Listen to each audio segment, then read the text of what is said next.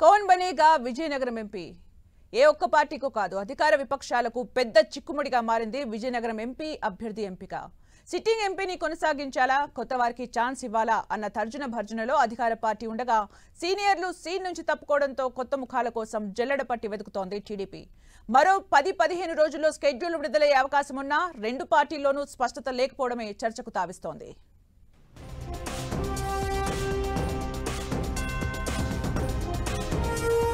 Vizianagaram MP అభ్యర్థి ఎంపిక అధికార విపక్షాలకు తలనొప్పిగా మారింది. ఉత్తరాంధ్రలోని కీలక నియోజకవర్గమైన విజయనగరం పార్లమెంటు స్థానంలో మంత్రి బొత్సకు గట్టి పట్టుంది. గతంలో బొత్స సతీమణి ఝాన్సీ లక్ష్మి విజయనగరం ఎంపీగా పనిచేశారు. ఆ తరువాత టీడీపీ తరపున సీనియర్ నేత అశోక్ గజపతిరాజు ప్రాతినిధ్యం వహించారు. ప్రస్తుతం ఎంపీగా బెల్లాన చంద్రశేఖర్ వ్యవహరిస్తున్నారు. అయితే ఎంపీ బెల్లానకు మరో ఛాన్స్ వస్తుందా రాదా అన్న చర్చ జరుగుతోంది.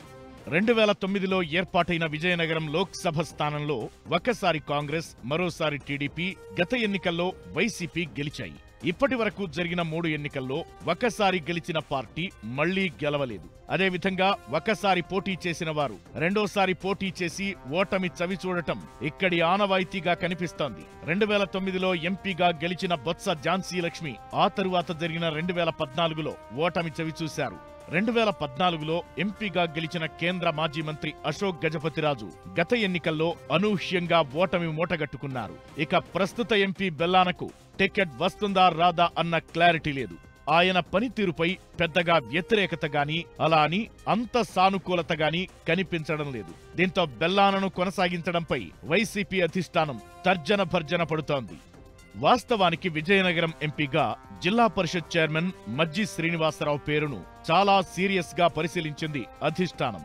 వైసీపీలో మార్పుల ప్రక్రియ చేపట్టిన తొలినాళ్లలోనే మజ్జి శ్రీనివాసరావును విజయనగరం పార్లమెంటు సమన్వయకర్తగా నియమిస్తారని ప్రచారం జరిగింది. అయితే అనూహ్యంగా విశాఖ పార్లమెంటు ఇన్ఛార్జిగా మాజీ ఎంపీ బొత్స ఝాన్సీ నియామకంతో విజయనగరంలో మజ్జి శ్రీనివాసరావుకు అవకాశాలు తగ్గిపోయాయి.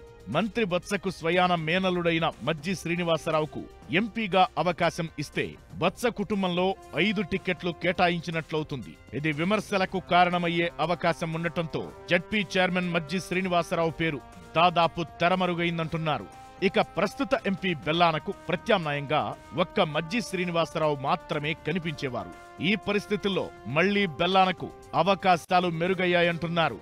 మంత్రి బొత్సకు శిష్యుడిగా గుర్తింపు పొందిన బెల్లానకు జడ్పీ చైర్మన్ తో కొంత గ్యాప్ ఉందనే ప్రచారముంది. కానీ బొత్స అండదండలతోనే బెల్లానే ఎంపీగా బరిలో దిగే అవకాశాలు ఎక్కువగా ఉన్నాయని సమాచారం. ఇక టీడీపీలో ఎంపీ అభ్యర్థి ఎవరన్నది $1 మిలియన్ ప్రశ్నగా మారింది. కేంద్ర మాజీ మంత్రి అశోక్ పోటీ చేస్తానంటే ఆయనే అభ్యర్థి అయ్యే అవకాశముంది. కానీ అశోక్ కొంతకాలంగా తన బంగ్లా దాటి రావడం లేదు. అశోక్ కుమార్తె అదితి విజయలక్ష్మి గజపతిరాజుకి విజయనగరం అసెంబ్లీ టికెట్ ఇచ్చింది టీడీపీ. ఆమె ప్రచారం ప్రారంభించినా అశోక్ మాత్రం ఎక్కడా కనిపించడం లేదు. అడపాదడపా మాత్రమే వచ్చి వెంటనే వెళ్లిపోతున్నారు. అశోక్ శైలిని పరిశీలిస్తున్నవారు ఆయన ప్రత్యక్ష రాజకీయాలకు దూరంగా ఉండే ప్రయత్నం చేస్తున్నారంటున్నారు. దీంతో విజయనగరం ఎంపీ అభ్యర్థి ఎంపిక టీడీపీకి సవాల్గా మారింది. కాస్తో కూస్తో పేరున్న నేతలంతా ఎమ్మెల్యేలుగా పోటీ చేయడానికే మొగ్గు చూపుతున్నారు. దీంతో ఎంపీ అభ్యర్థిగా చాలా మంది పేర్లు పరిశీలిస్తోంది టీడీపీ. అశోక్ పోటీ చేయనంటే జిల్లా పార్టీ అధ్యక్షుడు కిమిడి నాగార్జునకు ఎంపీగా అవకాశం ఇవ్వాలని భావించింది పార్టీ. నాగార్జున ఇన్ఛార్జిగా ఉన్న చీపురుపల్లిలో మాజీ మంత్రి గంటా లేదంటే మాజీ ఎమ్మెల్యే మీసాల గీతను పోటీకి పెట్టాలని భావిస్తోంది టీడీపీ. అయితే గంటా పేరు తెరపైకొచ్చిన నుంచి అలక వహించిన నాగార్జున పూర్తిగా పార్టీ కార్యక్రమాలకు దూరమయ్యారు. కీలకమైన ఎన్నికల సమయంలో ఇటు పార్టీ అగ్రనేతలకు అటు కేడర్కు దూరంగా ఉండటం, పైగా ఇతర ప్రైవేటు వివాదాల వల్ల ఆయన అభ్యర్థిత్వాన్ని పార్టీ పక్కనబెట్టిందంటున్నారు. ఇక విజయనగరం మాజీ ఎమ్మెల్యే మీసాల గీత, నెల్లిమర్ల టీడీపీ ఇన్ఛార్జ్ కర్రోతు బంగారాజుతో పాటు తూర్పు కాపు సామాజిక వర్గానికి చెందిన ఓ సాఫ్ట్వేర్ కంపెనీ యజమాని పేరును పరిశీలిస్తున్నట్టు తెలుస్తోంది. మాజీ ఎమ్మెల్యే గీతకు విజయనగరంలో ఛాన్స్ దక్కనందున చీపురుపల్లిలో పోటీకి పెట్టాలని ముందుగా భావించింది. అయితే మాజీ మంత్రి గంటాయే అక్కడ బలమైన అభ్యర్థిని సర్వేల్లో తేలిందని అంటున్నారు. దీంతో గీతను ఎంపీ అభ్యర్థిగా పరిశీలిస్తున్నారు. అయితే ఆమె అభ్యర్థిత్వాన్ని మాజీ మంత్రి అశోక్ వ్యతిరేకిస్తున్నట్లు చెబుతున్నారు. దీంతో ప్రత్యామ్నాయంగా నెల్లిమర్ల టికెట్ దక్కని బంగారాజు పేరు తెరపైకొచ్చింది. నెల్లిమర్ల సీటును జనసేనకు కేటాయించడంతో బంగార్రాజు ఎమ్మెల్యే కలలు ఫలించలేదు. దీంతో ఎంపీ అభ్యర్థిగా బంగార్రాజుకు అవకాశాలు మెరుగయ్యాయంటున్నారు. ఏదైనా సరే నియోజకవర్గంలో ఎక్కువగా ఉన్న తూర్పు కాపు సామాజిక వర్గానికి చెందిన వారిని ఎంపీగా పోటీకి పెట్టే అవకాశాలు ఉన్నాయంటున్నారు. ఇలా రెండు ప్రధాన పార్టీలకు ఎంపీ అభ్యర్థి ఎంపిక సవాల్గా మారిందంటున్నారు పరిశీలకులు.